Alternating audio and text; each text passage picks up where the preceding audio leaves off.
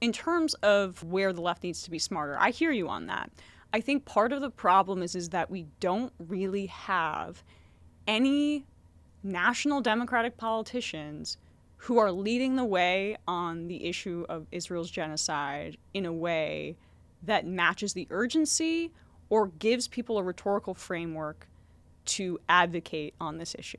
Now, my viewpoint is that Zoran is really the first to do that, where he talked about, when asked, do you believe Israel has the right to exist as a Jewish state? He says, I believe it has the right to exist as a state of equal rights. That is my position. I think more Democrats should be speaking in that fashion, meaning one democratic state, and there needs to be some sort of United Nations commission that comes in, truth and reconciliation, and there's already 700,000 settlers in the West Bank, illegally occupied by Israel since 1967, as has East Jerusalem been, and Palestinians since that period have been living under a one-state reality.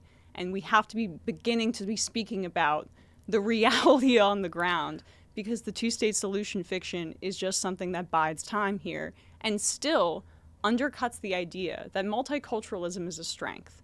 We can't be making the case in this moment of fascism that racial integration in greater Israel is a threat because this group of people can't be living aside this group of people.